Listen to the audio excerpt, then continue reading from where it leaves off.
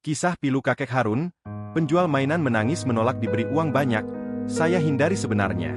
Inilah kisah kakek penjual mainan yang menangis saat diberi bantuan, sempat menolak. Kisahnya viral di media sosial setelah diunggah akun TikTok Seruni 140. Dalam video terlihat seorang perempuan yang diketahui bidan seruni menghampiri kakek yang berjualan. Kakek tersebut ternyata menjual mainan yang dibuatnya sendiri. Mainan itu terbuat dari tongkat yang tipis dan dililit oleh kertas warna-warni. Diketahui, kakek penjual mainan itu bernama Harun yang berusia 65 tahun. Ia menjual mainan dengan harga Rp3.000 dan Rp5.000. Pada saat ditemui bidan seruni, kakek Harun bercerita telah ada pemasukan hari itu karena ada yang memborongnya. Adapun ia biasa berjualan setiap hari.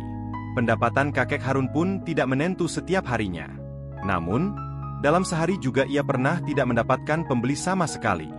Bidan seruni pun membeli mainan dari kakek Harun itu. Ia membeli 2 dengan harga Rp10.000, namun memberikan uang yang begitu banyak lebih dari nominal.